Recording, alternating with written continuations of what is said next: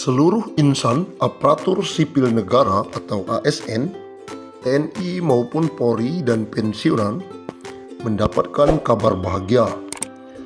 Pemerintah memastikan akan memberikan insentif tambahan. Insentif yang dimaksud adalah pencairan tunjangan hari raya atau THR yang akan disalurkan sejak H-10 sebelum perayaan Hari Raya Idul Fitri. Bukan hanya itu, mereka juga akan diberikan gaji ke-13 sebelum tahun ajaran baru. Menteri Keuangan Sri Mulyani Indrawati dalam konferensi pers secara virtual memastikan pemerintah telah menyiapkan alokasi anggaran. Besarannya bahkan mencapai 30,8 triliun. Untuk ASN, TNI, Polri, DIPA-nya 7 triliun. Untuk ASN daerah dan P3K dialokasikan sebesar 14,8 triliun. Dan untuk para pensiunan dialokasikan anggaran THR sebesar 9 triliun, kata Sri Mulyani akhir pekan lalu.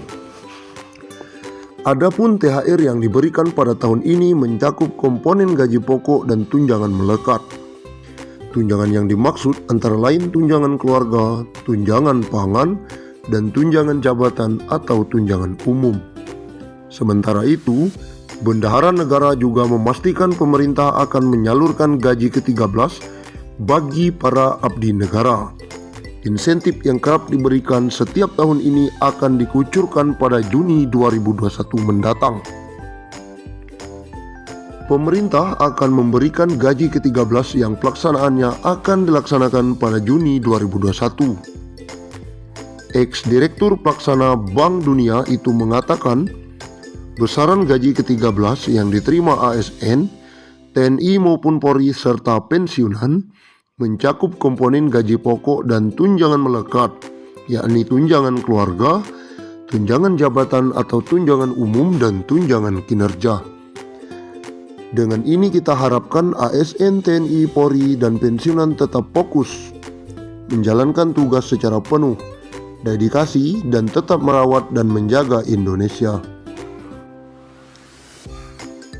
Berikut besaran THR dan gaji 13 tahun 2021 kepada pimpinan, anggota, dan pegawai non-pegawai aparatur sipil negara berdasarkan Peraturan Menteri Keuangan Nomor 42/PMK.05/21. Pimpinan dan anggota lembaga non-struktural, ketua atau kepala atau dengan sebutan lain Rp9.592.000, wakil ketua atau wakil kepala atau dengan sebutan lain Rp8.793.000, sekretaris atau dengan sebutan lain Rp7.993.000, anggota Rp7.993.000, pejabat eselon 1 atau pejabat tinggi utama atau pejabat pimpinan tinggi madya Rp9.592.000, eselon 2 atau pejabat pimpinan tinggi pratama Rp7.342.000, eselon 3 atau pejabat administrator Rp5.352.000, eselon 4 atau pejabat pengawas Rp5.242.000. PNS atau ASN dengan jenjang pendidikan. Pertama, pendidikan SD SMP sederajat, masa kerja sampai dengan 10 tahun Rp2.235.000, masa kerja di atas 10 sampai 20 tahun Rp2.569.000, masa kerja di atas 20 tahun Rp2.971.000.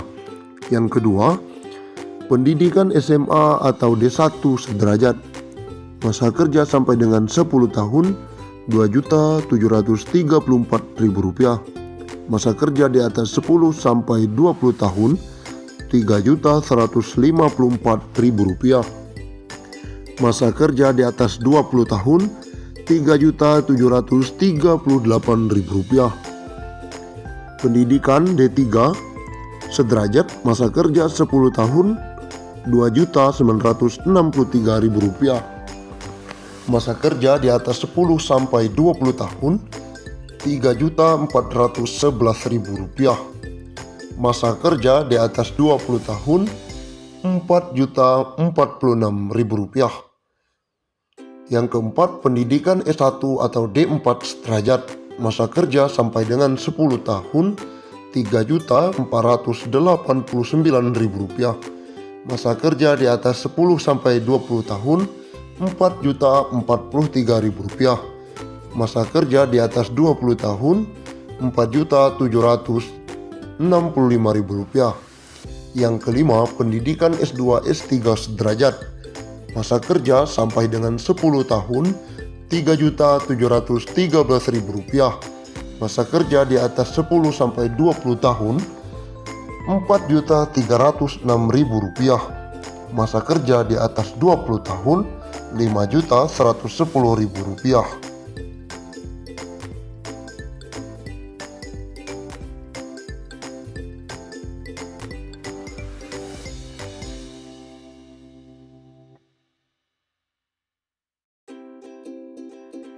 Gaji ke-13 pensiunan 2021 cair pada bulan Juni 2021 tanpa tunjangan kinerja atau TUKIN.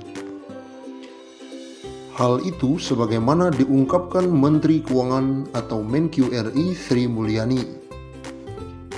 Pemerintah akan memberikan gaji ke-13 yang pelaksanaannya akan dilaksanakan pada Juni 2021, ujar Sri Mulyani.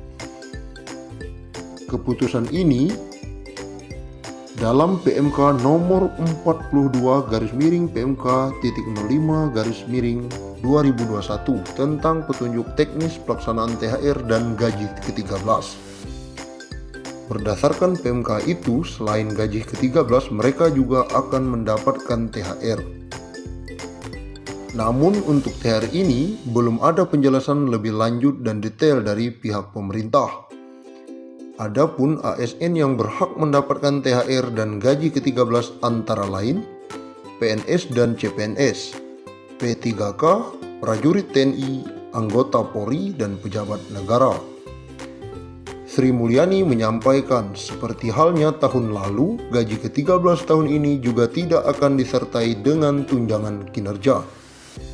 Meski begitu, Sri Mulyani berharap penghapusan komponen tunjangan kinerja ini tidak mempengaruhi fokus PNS, TNI, dan Polri dalam melaksanakan tugas dan menjaga Indonesia. Lantas, berapa besaran tunjangan kinerja yang tak dimasukkan dalam gaji ke-13? Berdasarkan Peraturan Kepala Badan Kepegawaian Negara Nomor 20 Tahun 2011 tentang pedoman perhitungan tunjangan kinerja pegawai negeri sipil dijelaskan, penghitungan tunjangan kinerja PNS ditetapkan berdasarkan hasil evaluasi jabatan dengan menerapkan prinsip-prinsip adil, objektif, transparan, dan konsisten.